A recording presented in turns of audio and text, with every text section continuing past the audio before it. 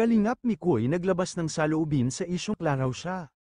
Yan ay sama-sama nating tutukan mga kalingap. Please like and share this video paunawa tapusin muna ang videong ito at bago magkomento.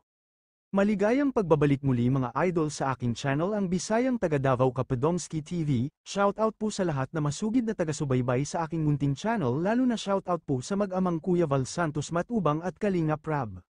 Daghang salamat sa walang sawa ninyong pagsuporta sa Team Kalingap. Huwag po nating kalimutang mag-like, share at higit sa lahat don't skip ads po tayo sa mga uploaded video nila. Grabe talaga sa panahon ngayon hindi muna talaga mapigilan ang daming judgmental sa kapwa nila para lang mapansin kahit yung taong wala naman ginawa sa kanila bigyan pa nila ng kahulugan kung ano ang kasan dito sa bidyong ito makikita natin at maririnig kung ano ang saloobin ni Kalingap Mikoy. So, ano nangyari?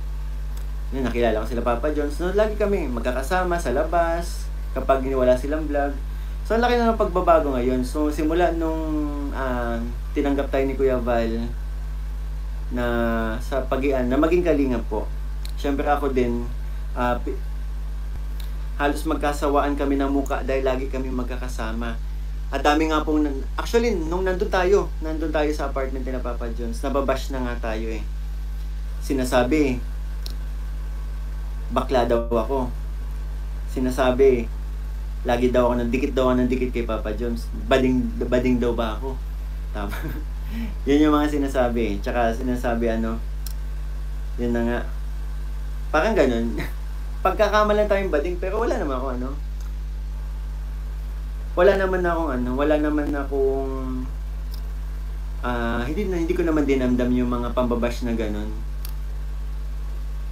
Actually, yun na. So, after nun, naging kalingap na ako.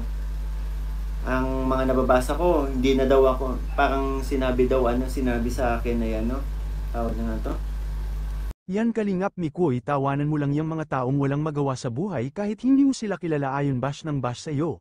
Hirap kasi ang pogi mo kasi boss at hindi nila akalain bago ka lang sa Kalingap biglang sumikat agad ang tandem ninyo ni Krista. Hindi nila kayang tanggapin na kaya niyong magbigay ni Krista ng saya sa community ng Kalingap kaya inis-inis sila sa inyo ni Krista kahit si Bibi Krista walang ginawa sa kanila ayon bash ng bash pa rin sa kanya. Pero yan din talaga ang mahirap sa panahon ngayon lalo na kapag isa kang social media influencer hindi mo talaga maiwasan ang mga toxic na pag-iisip ng ibang tao. Pero sabi nga ng ibang social media influencer more bashers more money hahaha. Sana hindi kayo maapektuhan Boss Mikoy at Krista sa mga taong toxic sana hindi kayo magsawang pasayahin kaming maraming nakasuporta sa inyo lalo na kaming mga OFW.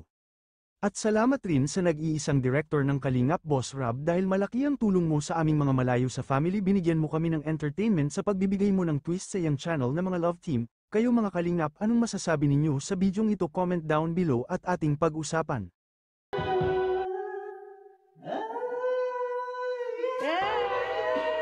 Ang gusto ko pang makasama ituloy ay si Krista.